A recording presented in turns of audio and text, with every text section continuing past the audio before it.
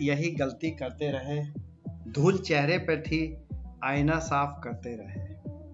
जी हाँ साथियों, हमेशा हम सभी दूसरों के बारे में बहुत अधिक सोचते हैं, और जबकि सारा जीवन जो है हमें अपने आप को सुधारने के लिए होना चाहिए।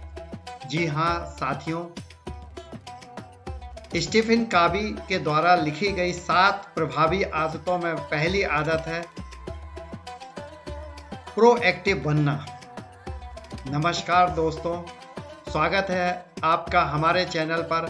आज हम बात करेंगे उस आदत के बारे में जो आपकी ज़िंदगी को बदल सकती है। जी हाँ, हम बात कर रहे हैं स्टीफन कॉवी की 7 आदतों की पहली आदत प्रोएक्टिव बनना।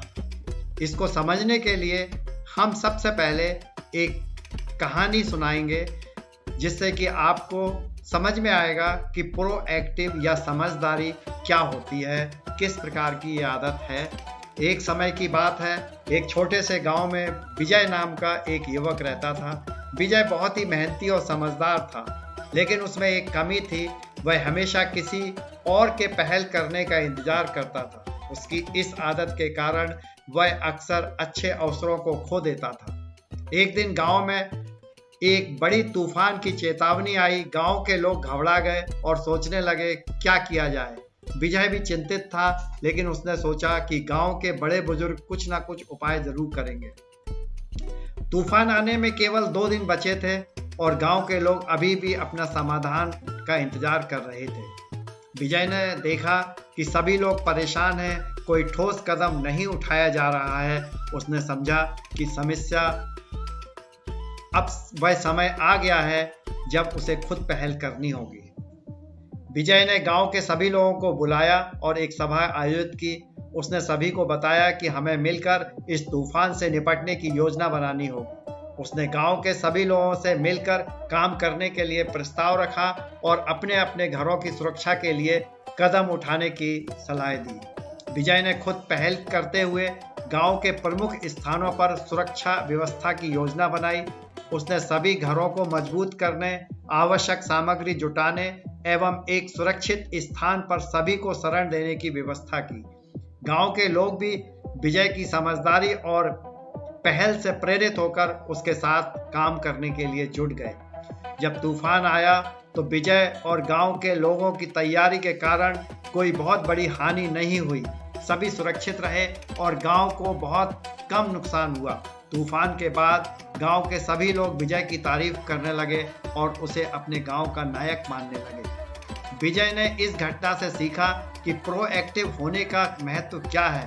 उसने समझा केवल इंतजार करने से नहीं, हमें खुद पहल करनी होती है और समस्याओं का समाधान ढूंढना होता है। प्रोएक्टिव होने का मतलब हम समस्याओं का समाधान खोजने में पहल करें और केवल इंतजार न करें। हमें अपने जीवन में सक्रिय रूप से कदम उठाने चाहिए और कठिनाइयों का सामना के लिए तैयार रहना चाहिए। प्रोएक्टिव होने से न केवल हम खुद सफल होते हैं, बल्कि दूसरों के लिए भी प्रेरणा का स्रोत बन जाते हैं।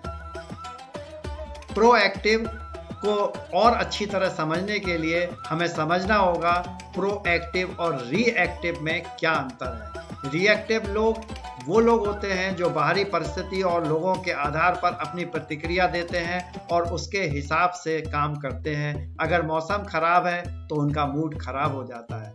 वहीं दूसरी ओर प्रोएक्टिव लोग अपनी जिम्मेदारी को पहचानते हैं और अपनी प्रतिक्रिया खुद चुनते हैं। वे खुद के भीतर से अपनी ताकत पाते हैं, ना कि बाहरी परिस्थितियों से। अब सोचिए, क्या आप अपने जीवन में रिएक्टिव या प्रोएक्टिव हैं? इसको और अच्छी तरह समझने के लिए हमें समझना होगा कि एक बार एक विद्यार्थी एग्जाम देके लौटा। उसके दोस्त ने उससे पूछा कि आज का तुम्हारा पेपर कैसा हुआ? तो सबसे पहले उसने जवाब दिया कि पेपर आउट ऑफ कोर्स था। जब दूसरा क्वेश्चन दूसरे छात्र से पूछा गया तो उसने कहा कि आज मेरे पड़ोस में शादी थी, इसलिए मैं नहीं पढ़ पाया। तीसरे से पूछा तो उसने कहा कि आज लाइट चली गई थी इसलिए मैं पढ़ नहीं पाया। चौथे से पूछा गया तो उसने यही जवाब दिया कि आज का पेपर बहुत कठिन आया था। साथियों, यही है रिएक्टिव पर्सन की तैयारी या रिएक्टिव पर्सन, जो अपनी जिम्मेदारी को दूसरे के ऊपर डाल देते हैं। जैसे इन छात्रों ने बजाय पढ़ाई करने के अपना सीधा जिम्मेदारी कभी लाइट को, कभी अपने पड़ोसी को, कभी एग्जाम को, कभी पेपर हार्ड होने को दी।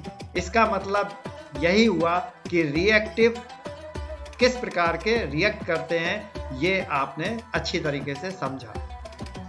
अगर कोई आपके साथ बुरा व्यवहार करता है तो आपके पास ये चुनने की शक्ति है कि आप गुस्सा करेंगे या शांत करेंगे। इसको समझने के लिए प्रोएक्टिव मॉडल मैं आपको बता रहा हूँ कि प्रोएक्टिव पर्सन पहले सोचता है, समझता है और फिर रिएक्ट करता है यही, और जबकि रिएक्टिव पर्सन बिना सोचे समझे किसी भी बात या किसी भी घटना को अंजाम दे देता है और फिर बाद में उसको पछताना पड़ता है।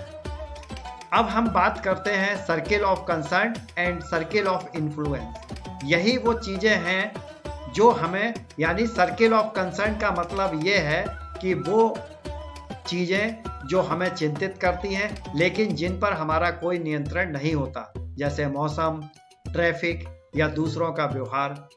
और वही सर्किल ऑफ इन्फ्लुएंस वो चीज़ें हैं जिन पर हमारा नियंत्रण होता है, जैसा कि हमारी सोच, हमारा निर्णय, हमारी आदतें।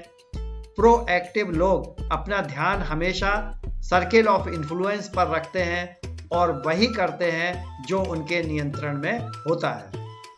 इससे उनका सर्किल ऑफ इन्फ्लुएंस और अधिक बढ़ जाता है और वे अपने आप को और अधिक प्रभावशाली बनाने में सक्षम हो जाते हैं। अब सवाल आता है कि प्रोएक्टिव बने कैसे। इसके लिए बहुत सरल उपाय हैं। हम 3 बातें समझेंगे जिससे कि हम प्रोएक्टिव बन सकते हैं। सबसे पहला है जिम्मेदारी लें। किसी भी परिस्थिति में अपनी भूमिका को पहचानें और उसे स्वीकार करें और उसके हिसाब से अपने काम करें और उसके हिसाब से अपने डिसीजन लें, तो हम एक जिम्मेदार बन सकते हैं। दूसरा है अपनी भाषा पर ध्यान दें। निगेटिव और शिकायत करने वाली भाषा की जगह हमेशा सकारात्मक और समाधान की भाषा का इस्तेमाल करें तो आप प्रोएक्टिव बन सकते हैं। लंबी अवधि के लिए सोचना, यानी तत्कालिक प्रतिक्रियाओं की जगह हमें दीर्घकालिक परिणामों पर विशेष ध्यान देना होगा। तो दोस्तों, ये थी स्टीफन कवी की 7 प्रभावी आदतों में से पहली आदत प्रोएक्टिव बनना। अगर आप इसे अपनी ज़िंदगी में अपनाते हैं तो यकीन मानिए आप अपनी जिंदगी को एक नई दिशा दे सकते हैं और आपके अंदर होने वाले परिवर्तन साफ दिखाई दिए जा सकते हैं। धन्यवाद।